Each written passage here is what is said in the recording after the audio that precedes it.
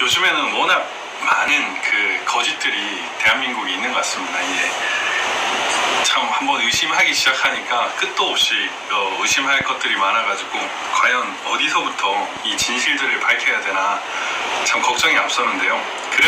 그럼에도 불구하고 우리는 해나가야 되겠죠.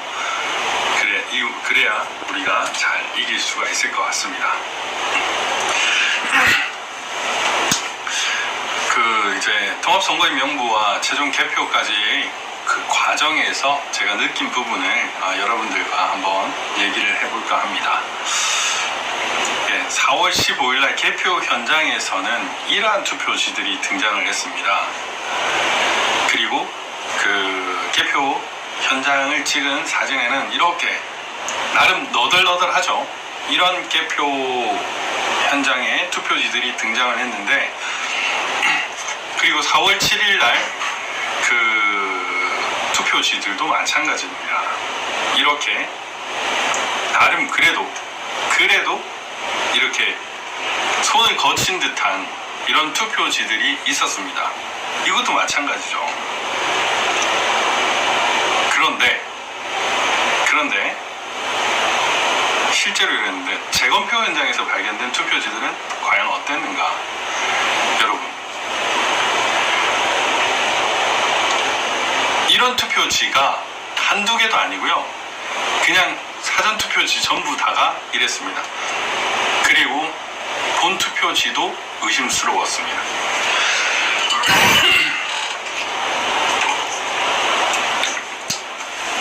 어떻게 생각하십니까? 이런 투표지들.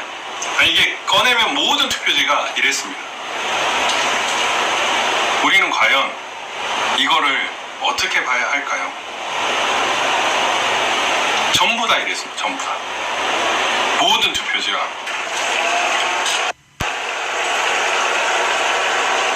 신기한 게 저도 되게 궁금했거든요. 어떻게 하면 그 부정선거가 너무나 명백한 걸 덮을 수 있을까? 결국 이들이 한 거는 표 전체를 전부 다 갈았다는 거예요. 전부 다 갈았다. 전부 다 갈았다는 거예요. 1번, 2번, 3번 할 거 없이 전부 다 갈았다는 거예요. 그냥 만들어서. 그러니까 이렇게 빳빳하죠. 2번도 빳빳하고 1번도 빳빳하고 3번도 빳빳하고. 원래 투표지들은요 이렇게 롤 프린트로 이렇게 나오기 때문에 이렇게 굴곡이 있습니다, 여러분. 근데 여러분들이 보신 이 투표지 굴곡이 있습니까? 접힌 자국도 없어요. 굴곡이 있습니까? 접힌 자국도 없어요. 말이 안 되죠, 이게 어떻게 이럴 수가 있습니까? 이렇게 동그랗잖아요, 여러분. 이 롤에서 프린터가 되니까 이렇게 되는 거잖아요. 여기서 접는 거잖아요. 여기서 접는 거잖아요. 그런데 어떻게 이런 것들이 나올 수 있냐고요. 어떻게 이런 것들이. 너무나 이런 것들이 많이 있으니까 지금 문재인 정권이 뭘 합니까? 이제 저녁 때 2명 이상 초과하면 안 된다. 2명 초과하면 안 된다. 2명까지 된다. 이 말이 됩니까? 무서운 거예요, 얘들이. 걸렸구나. 어떡하지? 이게 4월 7일 날 재보선 선거에서 있었던 개표 상황표하고 그 투표 집계전이었는데요. 유춘숙님, 대한민국 주권은 국민에게 없다. 선관위가 가져갔다. 그리고 그 위에 또 하나 더 있는 것 같죠? 북한인지 중공인지. 이거는 이제 재검표 현장에서 발견된 투표지와 유효 투표 집계전과 개표 상황표입니다. 근데 이게 딱 또 중요한 건데, 개표 상황표가 원래는 이게 원본이어야 돼요, 원본. 근데 전부 다 복사본만 있었던 거죠. 너무 이상하지 않습니까, 여러분? 말이 안 되는 일들이. 그리고 투표지 분류기 제작 제한 요청서가 있어요. 제작 제한 요청서에 보면 여기 투표 용지에 대해서 다룹니다. 너무나 많은 그 진실들이 흩어져 있어요. 선관위 주워 담을 수가 없어요. 선관위가. 왜냐면은 온갖 자료들을 자기네들이 편찬을 했고, 뭐 국회든 국가기관이든 정보공개든 많은 사람들한테 이미 정보를 노출했기 때문에 그 모든 진실들을 덮을 수가 없습니다. 이제 부정이 드러났습니다. 사실 여기 보면 특수용지 평량 100g 제곱미터 이렇게 이제 뭐 100모조주 이렇게 전문가들은 그렇게 말씀을 하시던데 이런 식으로 지금 나왔습니다. 그런데 지금 여러분들이 보시는 이 재검표에 등장하는 이 투표지들은 그 전문가들에 따르면은 100보다는 151의 확률이 높다라고 얘기를 하고 있습니다. 그렇기 때문에 이미 투표지 분류기 제작 제한 요청서에 얘들이 100으로 얘기를 한 바가 있어요. 그렇기 때문에 덮기가 어려울 거다. 그리고 통합선거인 명부를 제가 봤는데요. 원래 통합선거인 명부는 여기 보면 이제 세대주, 성명, 등재번호, 투표구, 주소, 투표 여부, 투표소명, 발급 일시가 나옵니다. 발급 시각이 나오는 거예요. 실제로 그 12월 14일 날 검증 가가지고 그때 우리가 뭘 봤느냐, 선관위가 프레젠테이션을 했어요. 자기네들 서버에 뭐가 있다. 거기 보면 뭐 QR코드, 넘버링, 발급 시간 이런 거 다 있다고 얘기를 했어요. 그런데 통합선거인 명부에는 날짜까지만 기재되어 있는 거예요. 날짜만. 날짜, 투표소명. 제일 중요한 거는 결국에는 발급 일시거든요. 그래야 정보공개 청구를 한 거에 따르면 이렇게 최종 발급 시각까지 나와 있습니다. 결국 투표지가 언제 몇 시에 몇 분에 발급되었는가는 이미 데이터 다 되어 있는 거죠. 통합선거인 명부에는 이렇게 발급 일시가 다 있어야 돼요. 잠깐만요. 이제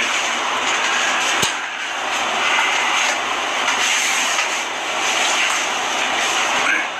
이렇게 발급 일시가 다 있어야 되는 거예요. 발급 일시가 다 있어야 되는데 그게 안 된 겁니다, 여러분. 왜 그랬을까요? 뭐 이유는 뭐 분명하죠. 숨길 게 있으니까 그렇게 한 거죠. 그러니까 사전 편집본을 그 법원에 제출을 했습니다. 편집본을 제출을 했고요. 더 이상 이렇게 국민을 속이는 일이 있으면 안 될 것 같습니다. 이 수많은 자료들이 이미 대한민국 국민들에게 드러났기 때문에 이제 진짜 손바닥으로 하늘을 가리려는 그런 거 못합니다. 네. 이제 사전투표 명부를 보면 선거인 통합선거인 명부를 보면요, 이제 50대, 60대 연령별로 이렇게 구별이 다 돼 있습니다. 이것도 이미 데이터베이스 다 돼 있어요. 그래서 여기 이제 몇 생년월일 있죠. 이 생년월일은 제가 열람 등사 신청을 했는데 지우지 말라고 했습니다. 남녀도 지우지 말라고 했습니다. 이거는 어차피 개인정보 침해하는 것이 아니라 그 뒷번호 월일만 주면 되거든요. 예. 이것만 보면은 결국에는 50대, 60대, 70대 그 연령별로 다 구별을 할 수가 있습니다. 그래서 이제 통합선거인 명부를 천대엽 대법관이 준다고 했어요. 비실명 처리를 해서 선거인 명부와 통합선거인 명부 이제 이걸 주면은 이제 또 열람 등사하는데 또 인력이 좀 소모될 것 같습니다. 그때는 좀 많은 자원봉사를 부탁드리겠습니다. 네. 많은 인력들이 필요하기 때문에요. 간단하게 여러분들께 말씀을 드리면 20대와 21대의 사전투표 현황을 여러분들께 공유를 하면요, 시간대별 사전투표 20대는 이제 17시 이후에는 이렇게 떨어졌습니다, 여러분. 그런데 21대는 어땠느냐? 21대는 안타깝게도 이렇게 올라갔습니다. 이게 뭘까요?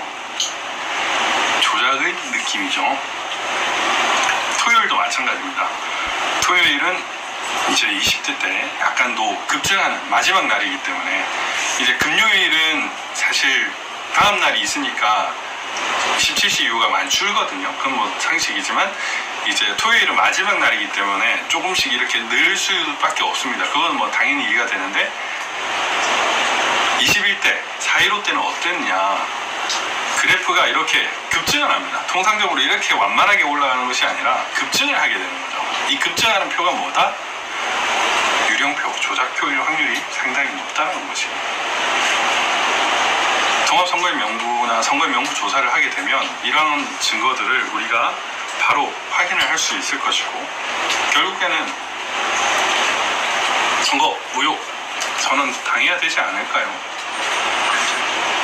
너무 무서울 것 같은데, 선관위 직원들. 여러분들은 그렇게 생각하지 않습니까? 네. 그리고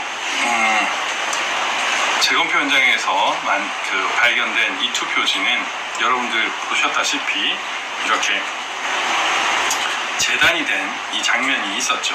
이 재단이 된 이거는 이제 프린트로 출력된 것이 아니라 이렇게 탁 롤처럼 이렇게 감기지도 않았어요. 어떻게 신기한 일인지. 그리고 이 표시는 여기 재단 표시와도 같다라고 여러분들에게 말씀을 또 드리겠습니다. 요 표시. 이제 여기서 더 중요한 거는 다른 게 아니라 이겁니다. 이게 옥년 이동. 옥년 이동. 이 옥년 이동이 되게 중요한 거예요. 옥년 이동이 정말 중요한 거거든요. 이 옥년 이동 이 투표지가 너무 많이 나왔어요. 이게 뭐를 의미하냐? 관내 사전 투표인데 제가 그때 말씀드렸죠. 이제 우리가 그 국민수사대가 관내 사전 투표에 대한 그 조사를 해서 인천 연수구 지역에서 인천 지역으로 관내 사전 투표를 한 사람이 9,436표라는 것을 말씀드린 바가 있습니다. 이 인천을 또 개별적으로 분류를 하면 남인천 우체국, 남동 우체국, 부평 우체국, 서인천 우체국 등에서 이렇게 많은 표들이 만들어지는 거예요.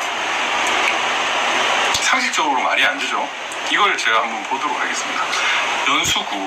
이 연수구에 있는 사람이 자기 지역에서 투표를 하지 않고 요런 지역 가서 투표를 하는 사람이 얼마나 될 것 같습니까, 여러분? 거의 없습니다.